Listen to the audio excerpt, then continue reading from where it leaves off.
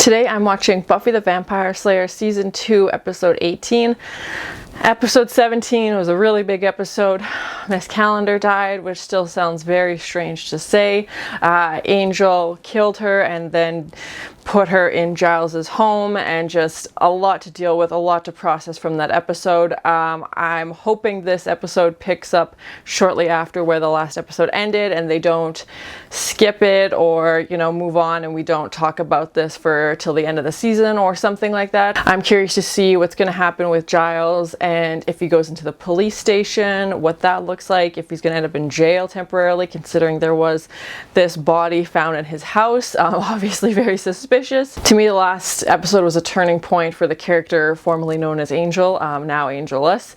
So I'm very curious to see what this episode's going to be about. I'm obviously a little nervous because last episode was a lot to process, but thank you so much for sharing in this first time watching with me. If you have any other suggestions for TV shows you think I should watch, please comment below.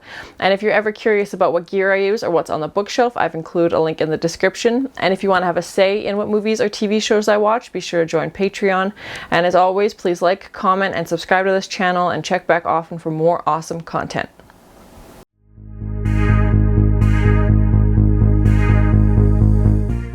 Kill you? No, but it might kill somebody else. You mean Angel? Yeah, I guess that'd be heavier on your conscience for sure. As long as I am, Angel's not gonna kill anybody else. Oh, come on. Just one more. I used to look forward to him, you know, showing up out of the dark, but now it's just the opposite. Ah! Not feeling well, lover? Yeah, exactly. Give him the chops, Buffy. Give him the chops! Yeah, it's interesting to see Buffy's friends save her instead of her saving her friends. Yeah, I wonder what they're gonna say when they find out if she's got like broken ribs or something from like fighting with Angel. Like, that's obviously not caused by the flu. Poor Giles, his heart. Buffy? Oh, I don't like this. Stop it! Hold this bit. Giles, tell them! The vampires! And you can kill them! They're gonna just assume that she was out of it. Yes, we'll get to those vampires later. I promise. Please don't make me stay. I promise. Yeah, they'll just say it's her fever. That's why she's yelling about vampires, when in actuality, yeah. What happened? When she was 8, her cousin Celia died in the hospital. Buffy was alone with her at the time. Aw. Yeah, they were very close. Oh man. Not out of line, but I wanted to say how sorry I am about that teacher, Miss Calendar. Buffy said you were close. Oh. Oh. Yeah, and it's interesting to learn more about Buffy's backstory, like how her cousin died when she was really young, and she hates hospitals. To be fair, if Angel was ever going to attack her, I'd rather have it happen in a hospital where she can be treated quickly, hopefully. The little boy from before? No, different little boy. Ah! Freddy? This is a Freddy Krueger episode? What the frick is going on? I thought it was maybe the little boy from the baseball episode. I feel like that should have alerted somebody. Okay, so is she dreaming now? Was she dreaming before? He was with Tina. He'll come back for us. Who? Death. Okay, so yeah, something that's visiting these kids at the hospital late at night. It definitely is giving me like Freddy Krueger vibes, but they say it's Death. Oh, good. Look who it is. It must just eat you up that I got there first. Oh, man. And I'm gonna be there. Tell her I stopped by. Sure won't. That's for sure. Yeah, at least she has a little bit more protection. There's more people at the hospital, like the police and, yeah, obviously staff at the hospital.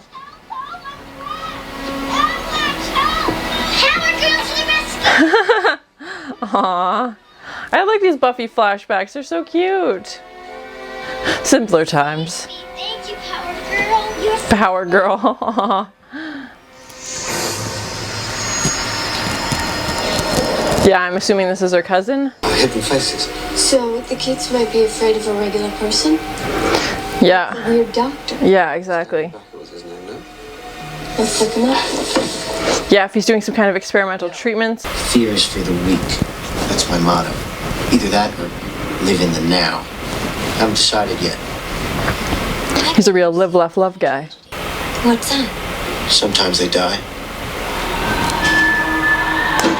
Who's that? Yeah, and the security guard was Buffy saw him in her dream. As a euphemism for looking at her butt. Yes. You know, sort of a pun. Good thing I had to explain it. That fight monsters. And that's me. Can't fight death. Yeah, that would be an interesting battle. Oh man. And like they said, like death and disease are basically like Buffy wouldn't stand a chance. Just wish I knew what he was doing to these children. Yeah, like is it something in the drugs that he's giving these kids that's making them die faster and is making them sicker instead of getting better? Like that other doctor was saying they're getting worse. Munchausen by proxy. Well, I guess he's not their parents, but something's going on. Mad scientist. I like that Cordelia is like more involved, even though sometimes she doesn't say the best. The timing's not great, but I think she's coming around. Oh. Oh God! It is Freddy.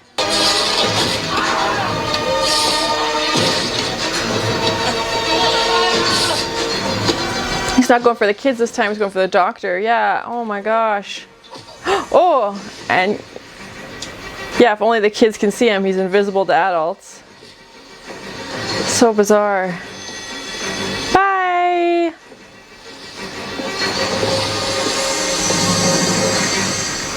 What the frick?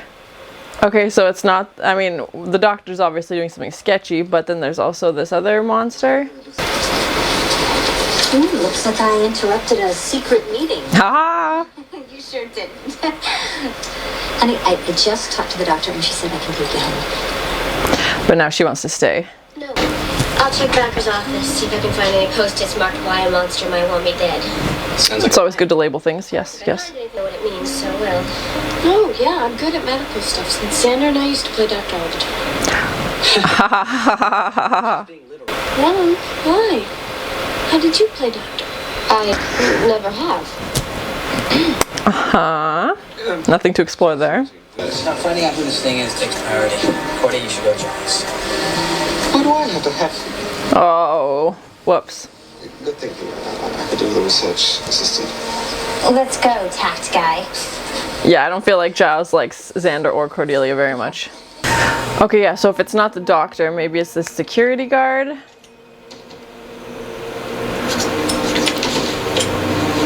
Yeah, and they said that little girl was getting better and then all of a sudden got worse. Dr. Backer was trying to inoculate the kids with a controlled dosage of the same virus they already had. Oh, okay. According to this, it was starting to. So he really was trying to help the kids. Aw. Yeah, so his experimental treatments were actually working. And Engulf its victim's head with this incisive. Ouch. Wait, what does this one do? oh, Cordelia. Those with whom it's supposed to be working so that nothing is getting done. Ha ha ha ha ha. It's called Durkindestop. The name means child death. Oh. It says that he feeds off of children by sucking the life out of them. Ugh. Yeah, Kinder is German for child, I think. What's wrong? That's what killed her cousin? What did you do, Celia? Oh my gosh. Oh, poor Buffy. Maybe my mind was playing tricks on me. I mean, I was crazy with that fever. Who knows? They're gonna give her the fever again.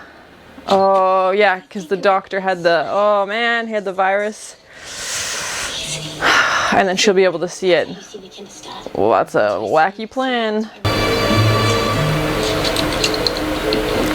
Yeah, I'm curious to see how Buffy's fighting skills will be like when she's sick with 107-degree fever.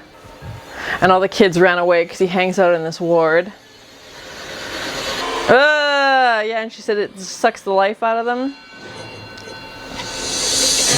No thank you, sir. It looks like if Freddy Krueger and the thing from Creepshow had a baby. I haven't seen Creepshow. I watched like one episode of Tales of the Crypt, I think, when I was younger, and it scared the pants out of me. Easy way. Frogs, get him off of me! Oh my God, Frogs! And Willow's terrified of frogs. Oh. No! When she was like dreaming about tadpoles or frogs when she fell asleep in the library.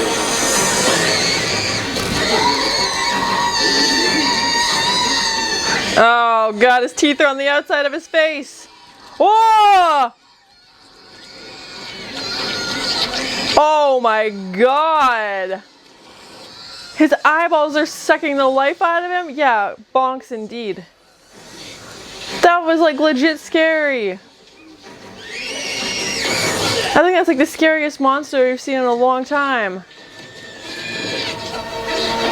Oh, that was like some Pan's Labyrinth stuff. My god. Yeah, Xander's like, how do I help? I can't see what she's fighting. And the furnace room is also very Freddy Krueger. No, no, no.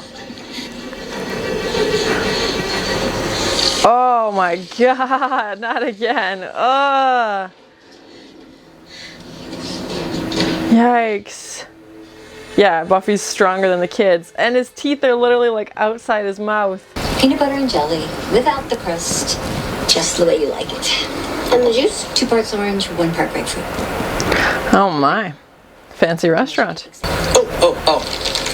And another bag of cheesy chips. You ate the last one. No, there's another bag hidden behind the raisin. She's so patient. She's like, now I have 3 kids. Oh, Buffy, here. This came in the mail? No, no, no. And the boy from the hospital? No more creepy notes. Only happy things. Drew you a picture. How nice. Well, it's accurate.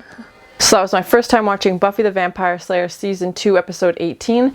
Miss Calendar was mentioned a few times, but it definitely wasn't the focus of the episode. It was still very much a death-themed episode, which I thought was fitting considering what happened in the previous episode with Miss Calendar.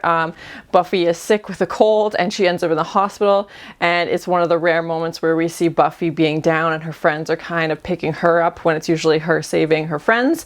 And there was this demon at the hospital that was killing kids, and then Buffy inflicts herself with this illness so that she can see them. It definitely gave me like Freddy Krueger vibes, and especially with his like nails, and we found out a little bit more about Buffy's backstory, which I was interested in. We don't really know too much about her childhood. Buffy is very adamant about leaving the hospital when she first gets there, and then once she discovers that there's a monster there that she can tackle, and her mood kind of shifted when she had something to focus on and she had something she could, you know, take out some evil from this world. So I think that helped her feel better as well. And then we find out about her cousin who had passed away when she was really young from this same monster, and her cousin's in the hospital, and that's also why Buffy doesn't like hospitals, because she relates them with that memory. Spike and Drusilla weren't in this episode at all. We saw Angel come in for a few scenes in the beginning when he attacks Buffy in the graveyard, and is still very much like adamant that he wants to hurt her. Although I think if he did hurt her, he is like, because the way he phrases it is that it's fun to torture her because he's like that now. So if he actually killed her, what would he have to torture, as horrible as that sounds? So I don't know if he would actually go to the extreme of killing her. I could see him wanting to turn her into a vampire because then she would still be around to torture.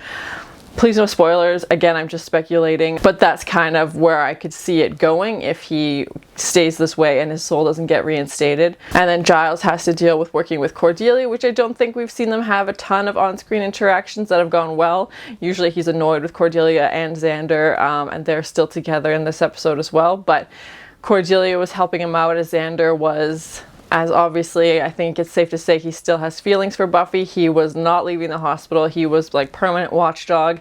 And then Cordelia brings him some donuts and coffee, which I think was a sweet gesture. Again, another example of Buffy putting herself in danger and putting herself in harm's way to save others, as she was taking on this virus again after it seemed like she was getting better. She goes into the doctor's office and injects herself and almost overdoses on this virus, but luckily Willow is there, so that she can become sick and see this monster as only kids who are in this like fever state and near dying can see him, and then she's able to fight him. To me, this was one of the monsters we've seen that felt like genuinely scary in a long time. Like the monsters from season 1, I mean, they were what they were. They weren't overly scary or frightening, but this felt like, and because it's death, obviously that is something that happens. It's not something really supernatural. And the way he was just attacking people, that scene when Buffy's fighting him, when he's not only got these giant claws, but he's just got these, his eyes turned white, and then it looked like they turned into like little flowers, for lack of a better term, that just like suctioned onto this guy's forehead and we're gonna like suck the life out of him. So, oh my gosh, it was just, it very felt much like Pan's Labyrinth, very creepy. Usually in horror movies or other movies I've seen where the life is being sucked out of somebody, it's like from their mouth, not their eyes. So that was an interesting twist, very dark and very twisted, but I can imagine if I'd watched that when I was younger, it probably would have scared the hell out of me, because that sounds very scary. And his whole bottom row of teeth was out of his mouth, and again, because it's something that happens in the real world, it just added this whole element of being scary to it. And the gang was wondering if this was in fact a real monster or if this was just something Buffy made up because she's sick. There's obviously a lot of stuff going on recently. Does she just want a monster to fight, or was this actually something happening? And the way they played it up with, maybe it was the doctor who was conducting these evil experiments. I thought the security guard would be more involved because he was in Buffy's dream when she was in her like fever dream state, but then it turned out to be this whole other monster. And the idea of maybe the kids see the doctor differently, maybe the kids perceive this doctor as death if he's poisoning him with this experimental treatment. Yeah, just a really interesting episode, and obviously relating to the theme of death, and they're saying how Buffy may be able to fight vampires, but she can't beat death, obviously. I think that made it even more frightening for the gang as they realized, okay, well, what if we do lose Buffy? You know, like one day that might happen, and what is that going to look like? Because yeah, death and disease, I think is what Giles said, that those are the things she can't fight, basically, because it's her physical body. She can't beat it up. She can't, you know, give it a stake to the heart, to disease. Like, I'm glad Buffy is okay. I don't know how audiences would have reacted if right after the death of Miss Calendar we have another death of the cast. Like, that I think would be very hard to deal with, and so I'm glad she's okay. And we got to see some really sweet moments between Buffy and her mom as her mom's taking care of her. Her dad wasn't in this episode. Her mom briefly mentions that, hey, I'm going to call her dad, and how the gang was having to hide their plan to take out this demon anytime a nurse walked in the room or anytime Buffy's mom walked in the room. Buffy's dad didn't come visit, but I don't know if that was a big deal or if it was because just she was feeling better, so maybe he felt like he didn't need to come down, but he wasn't in this episode. It was interesting to see the flashbacks of Buffy and her cousin playing Power Girl when they were younger, which I think relates to Buffy as an adult, how she is maybe not sees herself as a superhero, but she's definitely out saving people and helping people. So I thought that played in well to when she grew up, and I don't know if we see more of those flashbacks. Again, we don't know much of her childhood, but it was nice to see a happier memory of Buffy. And even though her cousin passed away, they were really close and she still has those memories. When this little boy Ryan first appeared, I thought maybe it was the same little boy that we had seen at the hospital from the baseball episode in season 1, but it was a different little boy. But yeah, it's just definitely interesting to see Buffy in the hospital, as I think this is the first time we've been to the Sunnydale hospital. Comment below and let me know, but definitely the first time I remember Buffy being in the hospital as a patient. But just a really good episode. I thought it fit well with the theme of death from the previous episode, as horrible it was to see Buffy in this situation where she might be sick. We don't know what's going to happen to her, but thank you so much for sharing in this first time watching with me. If you have any other suggestions for TV shows you think I should watch, please comment below. And as always, please like, comment, and subscribe to this channel, and check back often for more awesome content. This is a Freddy Krueger episode? Yeah, if he's doing some kind of experimental treatments, he's a real live, laugh, love guy. Yeah, if only the kids can see him, he's invisible to adults. That's what killed her cousin? They're gonna give her the fever again. When she was like dreaming about tadpoles or frogs when she fell asleep in the library. Oh god, his teeth are on the outside of his face. His eyeballs are sucking the life out of him.